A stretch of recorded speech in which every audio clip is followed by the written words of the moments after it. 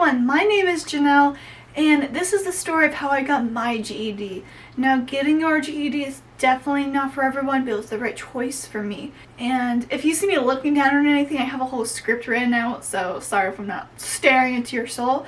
So, I'm going to be breaking this video down into 3 sections. First section is why did I get my GED? Second section is my experience working towards a GED, and my third section is going to be personal tips I've gathered along the journey. So, why did I even get my GED? Well, it all started back in 2014. I was around 10 years old in 4th grade, and something terrible happened, which is a story time for another day. And during my Christmas break, my family and I moved halfway across the country. I left all of my friends and family behind, my home, my childhood. The terrible event and us moving all happened in the span of less than 2 months. It was so difficult for me to process the move and having to start over. New friends, new home, new life. 5th grade was the start of my depression. My parents noticed it, but started feeling normal to me. I grew up as an only child in that household. And when we moved, we got this adorable dog. His name is Cam. I loved him so much, but I started feeling jealous. I felt like my parents were paying more attention to him. And for the record, I have wonderful parents, but the headspace I was in, everything was just warped. I had thoughts of running away, flooding my brain because of my mental state. I felt trapped. Things only started to get worse. In 5th or 6th grade is when I officially got diagnosed, and I was put on medication. My parents, having an outside perspective, could see a world of a difference. But I didn't really notice anything. And I struggled a lot in school. Keeping up with the workload plus bullying and my mental health was not sustainable. The teachers at my school had a popular saying that they would frequently remind us. Middle school prepares you for high school prepares you for college, and college prepares you for life. They were giving us a high school's worth of work in middle school, and it fried my brain. It was so much that I procrastinated a lot. I would spend so much time thinking about how much I had to get done that I would spend the whole night just staying up trying to get it done. And many times I would have to finish work the class before. It made my depression so much worse, and I was in a very dark space. Now that I'm older, I've spoken to some of my former classmates, some of whom I'm still friends with. And they said that they were all in a dark place as well because of the workload. But they said that they were somewhat grateful because it did make high school easier. But my question is, was it worth it? When it became the first day of 7th grade, there was a little parade of us celebrating the first day of school. I remember myself thinking, how am I going to get through this year? Short answer, I didn't. All the stress of getting good grades, the workload, the bullying, my body physically couldn't take it. I was constantly sick. I was so nervous going back into the building that I threw up a lot. And when I wasn't sick, I would sometimes fake it just so I could catch up on all the work. Because to me, being sick and catching up was more important than going to school. I couldn't bear the thought of turning in something late, and it never happened. I probably missed around a month's worth of school, which made me have to catch up on even more work. Around Christmas time that year, I cracked. I couldn't take it anymore. I was sobbing and hyperventilating, telling my parents I couldn't go back. And I am so fortunate to have amazing parents. They realized how awful of a state I was in. They listened to me. They took me out of the school I was in and put me in a homeschooling program. My dad works full-time and my mother is disabled. So they did their best to help me, but I did most of the work on my own. Which was fine because I'm a self-taught learner anyways. The damage that school did to me was not completely reversible. It took me over a year and a half just to heal and rewire my brain to stop procrastinating. I'm still a huge procrastinator to this day, but I use it to my advantage and get a ton of things done when I'm in the right mindset.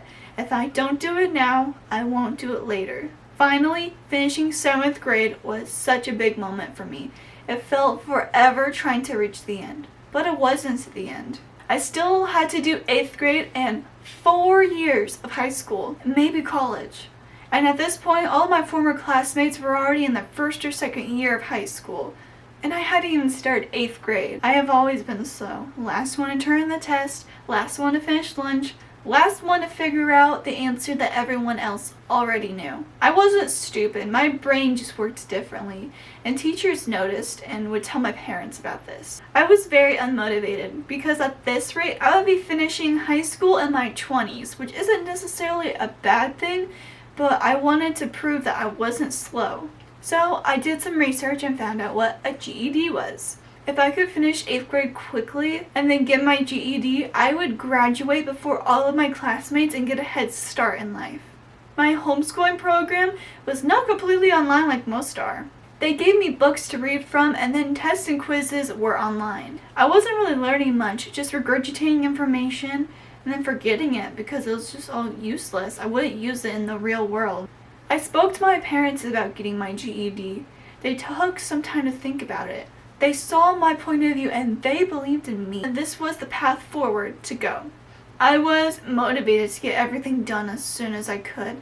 I finished 8th grade in less than 6 months, a few months before my 16th birthday, which, if you don't know, you have to be at least 16 to get your GED. My mental health was improving little by little, and finishing 8th grade was a gateway into studying for my GED. And I bought the GED Test Prep Kaplan book, the 2020 version, for $20 on Amazon. And I went straight to work. I calculated the amount of lessons I would have to do a day to complete the book by the time I turned 16. I did make a lot of progress, however, I definitely did not finish the book by then. And as soon as I turned 16, we started the process to register.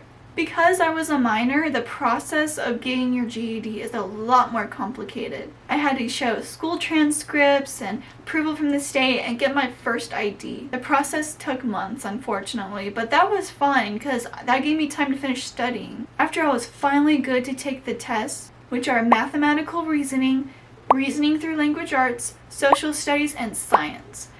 I took my time taking these tests over the months of 2021. And I took my final test on May 5th. On the car ride home, I was constantly refreshing my GED account to see what the score was, to see if I passed and be done with school forever. Though I might go to college in the future, but I don't have any plans for it. When my score came in, my whole family celebrated.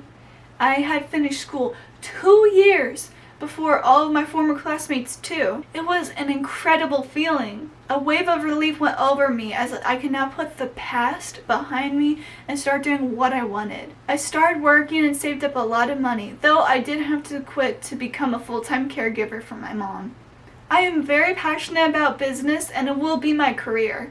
I have a whole future in front of me and I'm excited to see where it will take me.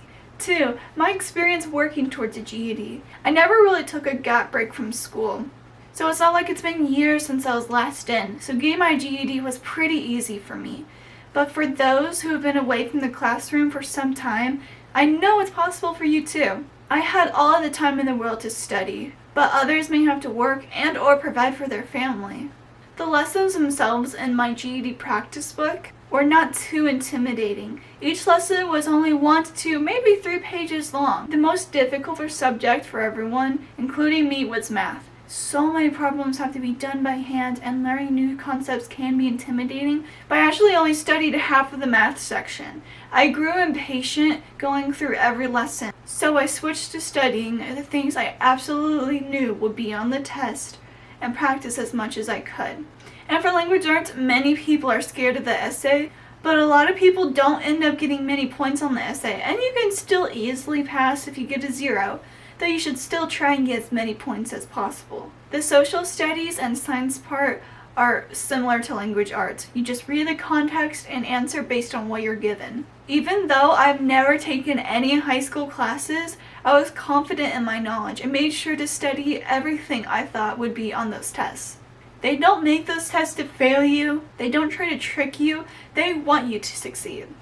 3. Personal tips I've gathered along the journey. The biggest tip I can give you is to take the official GED Ready practice test on the GED website. It does cost a little bit of money, but it's so worth it. It shows how likely you are to pass, and it really boosted my confidence because those practice tests on the official website are the closest thing you're gonna get to a real GED test. I created Google Docs with the things I struggled with. I made notes and gave links to YouTube videos explaining different concepts. And one of my greatest friends was actually Reddit. There are tons of resources on the GED subreddit, as well as motivating success stories and people asking questions you might have. If you have any questions on your own that have not been answered, there are people willing to help you out, and it's a whole community. It's awesome. I remember a Reddit post that really helped me with math. It gave me every single concept on the math section and helped me study what I actually needed. Now, unfortunately, I don't have any of these posts or study guides, but you can easily find them online. And as boring as the cliche is, consistency is key. Do not overwhelm yourself with unsustainable goals. It's not practical and will lead to burnout. That puts a stop to progress, and the more you don't study, the harder it will be to get back into it. And even if you only make a tiny amount of progress at a reasonable rate, you will succeed in the end. Solve your own problems and hold yourself accountable. I made a video diary of my journey personally. I made videos about my progress, lack of progress, and my feelings in general. Seeing those videos today made me so proud of my past self. She fought those tests then so I could be here now. Anyways, this is the first video on my channel, so if you did like it, please subscribe and leave a like and comment. That would be incredible. It's been 2 years since I've graduated, but if you have any questions, I will do my best to answer them. And if you have any success stories or tips in general for the GED, I think the people stumbling onto this video struggling would really appreciate it. Anyways, see you later. Mwah.